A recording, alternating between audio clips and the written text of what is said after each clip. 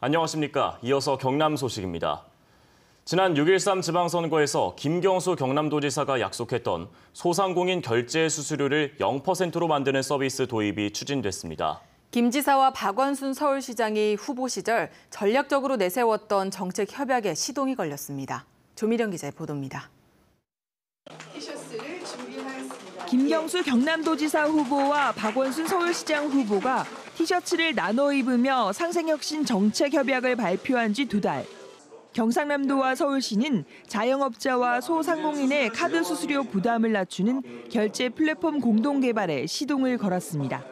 소상공인 결제 수수료 제로 서비스는 김 지사의 공약인 경남페이를 실현하기 위한 것으로 임대료 상승과 과당 경쟁으로 힘든 소상공인 지원책입니다.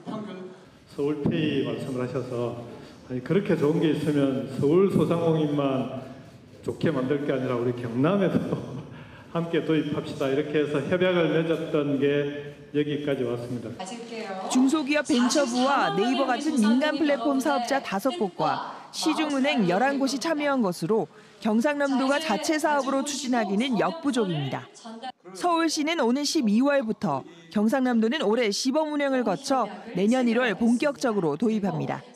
우리 소비자가 편리하면서도 여러 경제적 효과를 누릴 수 있고 또 판매자는 결제 수수료 제로화라는 획기적인 이런 부담의 경감을 이것 말고도 경상남도와 서울시가 내건 상생혁신 정책은 친환경 급식자재 유통 플랫폼으로 경남의 농축수산 식자재 서울 공급, 서울 주민의 귀농귀촌에 경상남도의 지원입니다.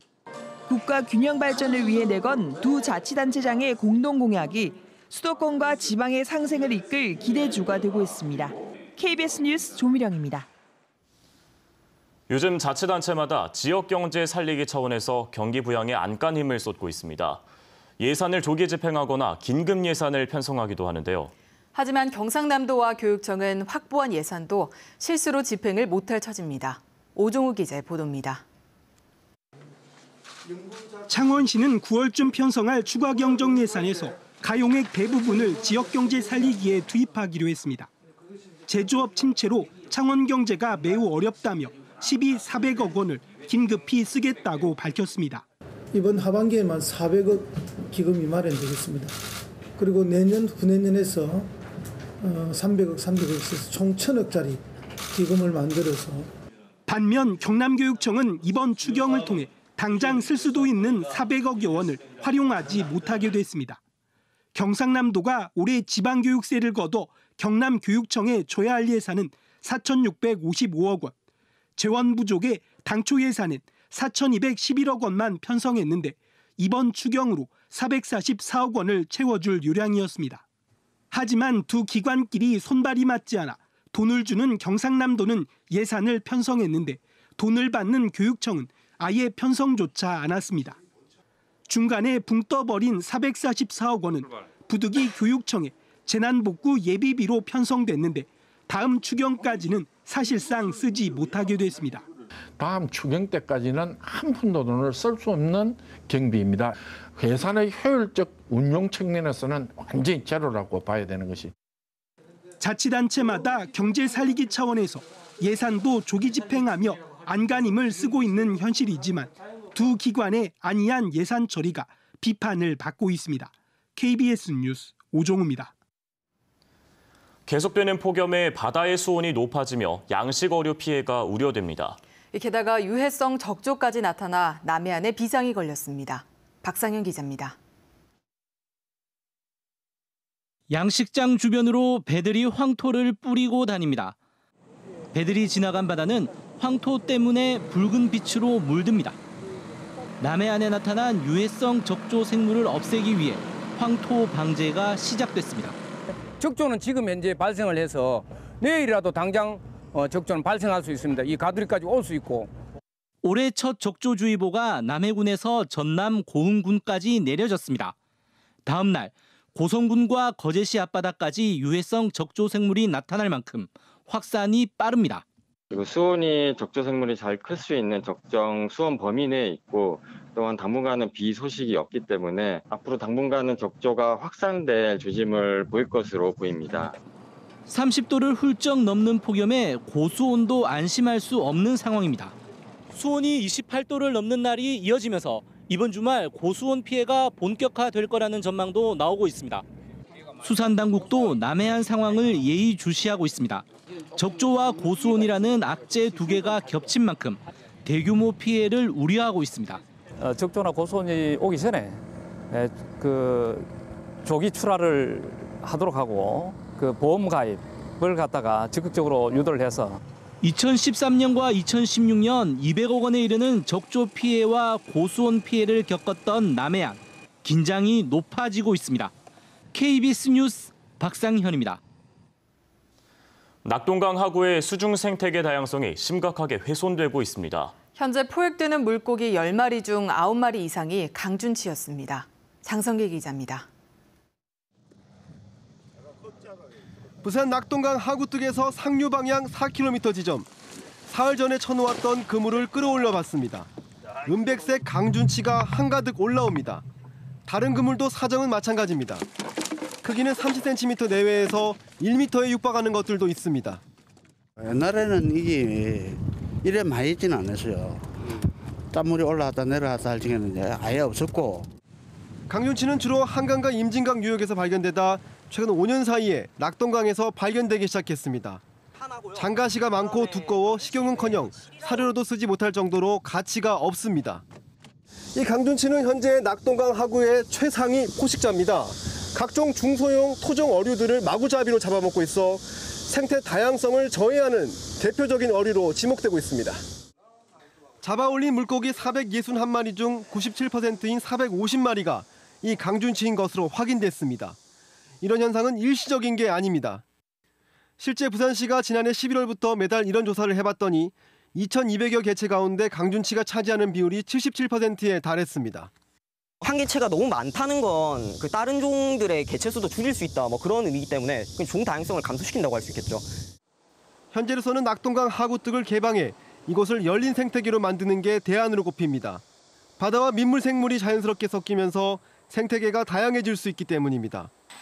부산시는 오는 9월 시범으로 한개 수문을 개방한 뒤 수중 생태계의 변화를 정밀하게 들여다보기로 했습니다. KBS 뉴스 장성길입니다.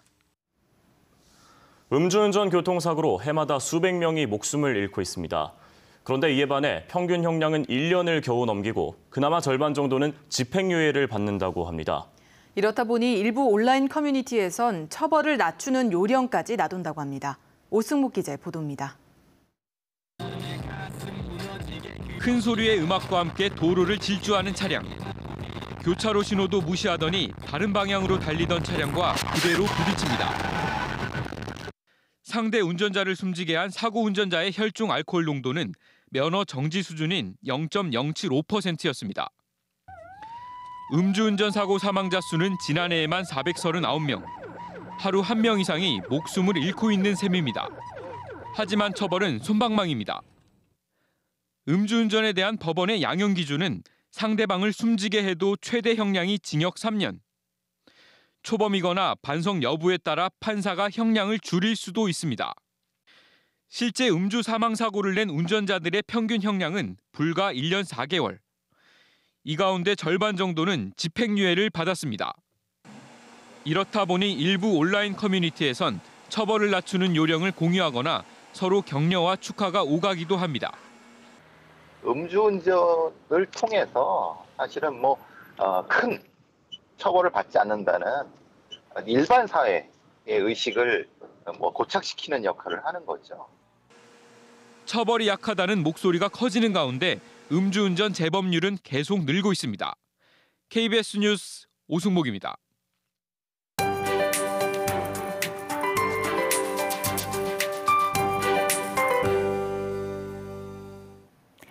어제 태풍이 북상한다는 소식에 더위가 좀 식지는 않을까 기대를 해봤습니다. 하지만 이 태풍마저도 우리나라의 폭염을 잠재우기에는 턱없이 부족해 보입니다. 태풍은 이번 주 주말쯤 일본을 관통할 것으로 예상되는데요. 이 과정에서 급격하게 힘을 잃어가겠고 우리나라는 근처에도 도달하지 못할 채 소멸할 것으로 보입니다. 따라서 앞으로의 기온 전망에도 별다른 변화는 없겠는데요. 한낮 기온 내내 35도 안팎을 유지하겠고 밤에도 열대야 기준인 25도 선상을 크게 벗어나지 못하겠습니다. 그리고 오늘도 역시나 폭염입니다. 심지어 오늘은 어제보다도 기온이 조금씩 더 오르면서 또 한 번 최고 기온을 경신할 수도 있겠는데요.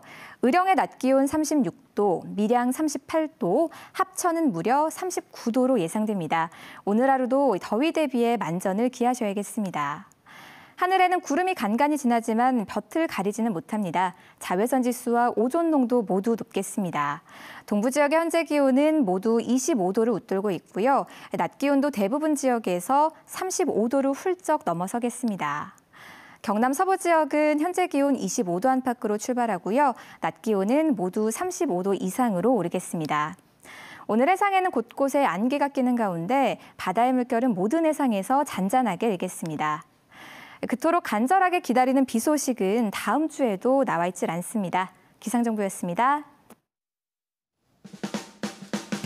경남 테크노파크와 경남대학교가 빅데이터와 스마트 공장 전문 인력 양성 사업기관으로 선정됐습니다. 대우조선이 영국 로이드 선급으로부터 스마트 선박의 사이버 보안 기술을 인증받았습니다.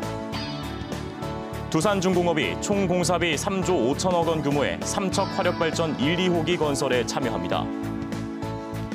창원 상공회의소가 주최하는 창원경제연구포럼이 남북 경협을 주제로 오늘 오후 창원 호텔에서 열립니다. 진주시가 폭염에 지친 시민들을 위해 물첨벙, 물장구 어린이 물놀이터를 다음 달 26일까지 개장합니다. 진주 종합경기장과 신안강변, 초전공원 등 3곳에 개장한 물놀이터는 풀장 2면과 쉼터 5동, 탈의장이 설치됐으며 오전 10시부터 오후 5시까지 무료로 운영하고 비가 올 때는 휴장합니다. 진주시는 다음 달 1일부터 시청 청사와 지하주차장 등을 개방해 시민 휴식 공간 등으로 제공한다고 밝혔습니다.